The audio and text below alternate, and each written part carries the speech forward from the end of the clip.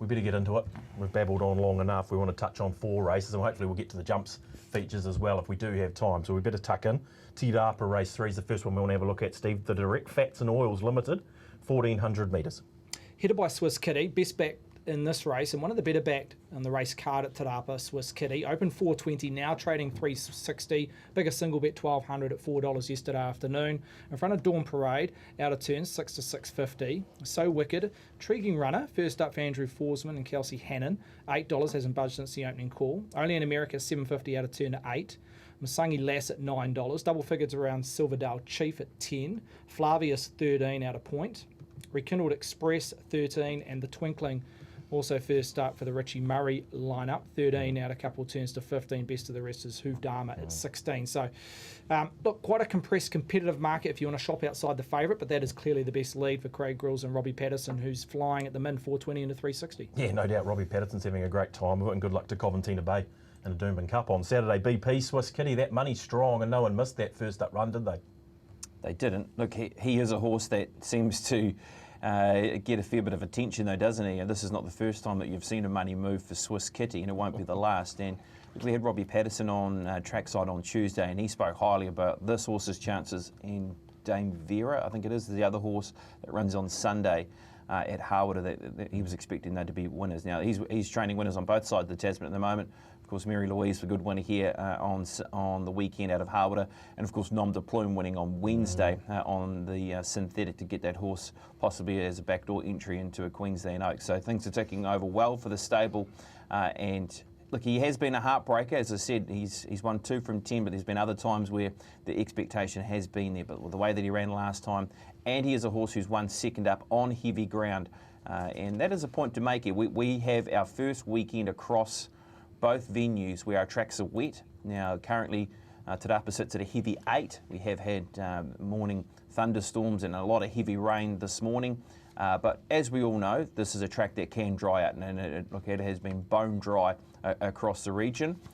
So if there is to be that expectation of maybe no more rain, it could come back, and it's a very quick drying track. But I certainly would be working on that 7 to 8 bracket at least anyway, with the amount of rain we've had in the last sort of 24 to 48 hours at least anyway.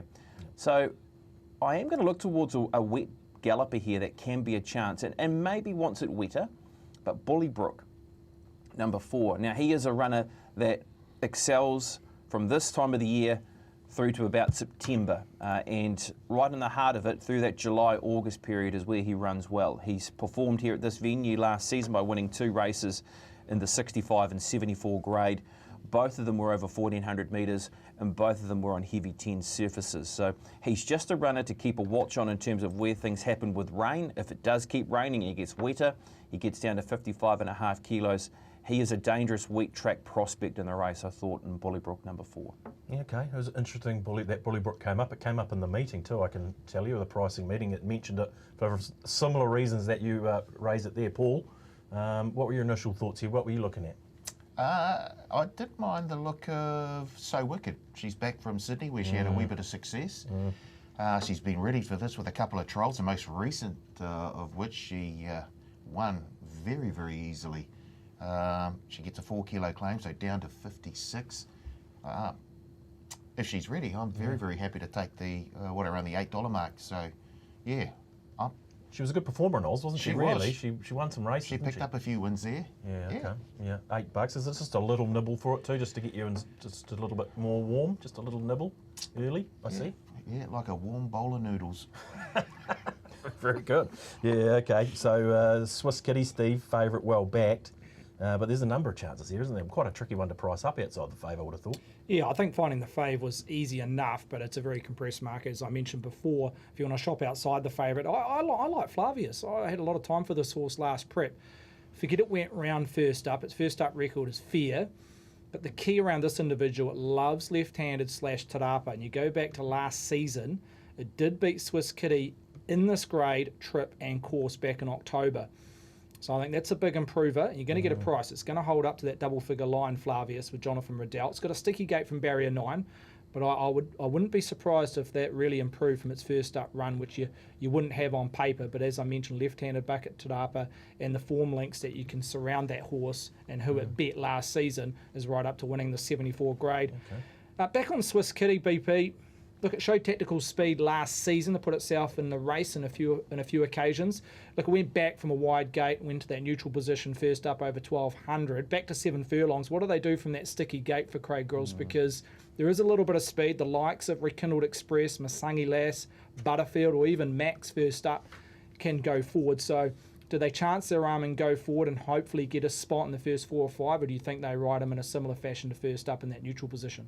Yeah, maybe like they did first time to the races, Seven. And look, the horse was so good through the line, and there have been times where the horse has been nailed late and finished into the placing. So maybe that is his real go in life, to be the one that's closing in races, and the barrier draw looks like it might dictate that again here on the weekend. So look, with track conditions, and look, we had a meeting here a couple of weeks ago, and with the likelihood of the track chipping out and things like that, look, getting back and working home down the centre part of the track may not be too much of a bad place to be as well out of Te Rapa. So look, I wouldn't be too concerned about that. If they look to try and ride the horse neutral and come over the top of it again, like they did last time, there's no reason why he can't put in a performance second up. I think it is a race where, if you don't like Swiss Kitty, or of the belief that there might be some vulnerability there from his barrier draw, look, you can go searching around for So Wicked with the horse's form in Australia, and a few other options too.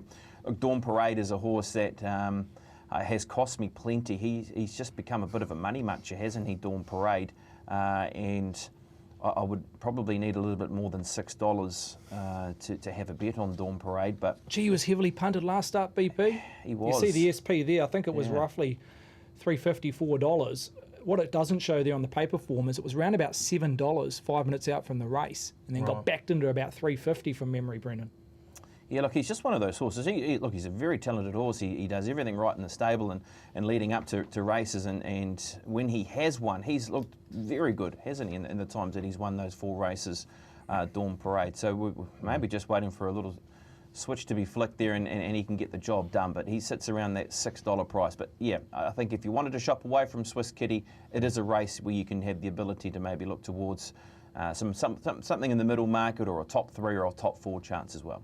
Okay, so you're thinking Bully Brook might be that horse, BP? Yeah, I think so. Yeah. I've probably got Swiss Kitty as my top selection in the race, and want to have it in quaddies and what have you. But just want to be mindful of Bully Brook, and probably watch the weather and how the pattern is and how that track might be playing after the first couple of races. Who else you got on your cheat sheet, Paul? What else do we need to touch on here? Well, Swiss Kitty, obviously. Yeah. But no, I can't take my eyes off So Wicked. I just love the price. Yep. And with Kelsey Hannon on board, getting the 4 kilos, I just think it's a lovely each way go to start the day off early on in race 3. So Wicked. Okay, and Only in America, I see you've got a little bit of time for there as well. We haven't touched on Only in America. Yeah, up in grade, but it was a super run when winning last time. I think it was rating 65. So yeah, I'm very, very keen. Very, very keen. Okay, so Wicked for you, maybe a little saver on Only in America. Indeed. Last thought, Steve? Yeah, look, Boxing Swiss outside Kitty's the my number favourite 1 here? selection, but I do like Flavius and Only in America. They're the 2 that I would definitely be including in exotic bet types, maybe the early quaddie. Only in America needs to improve 2 lengths, but look, she's only lightly raced, has had the 5 race starts, and I think Sam Spratt from that sticky gate will ride in that neutral position. Will look to blend into the race at about the 400 metre mark, but Only in America and Flavius are the 2 that I don't mind in that middle market. He doesn't mind your Only in America. That's good. That's very good. Okay. I'll take that. We'll handle heavy track conditions, so like most will in that field, but it's a big tick. Okay, so maybe a little bit of value in race number 3 on the card. If you can afford to shop outside the favourite there in Swiss Kitty, the boys liking Bully Brook,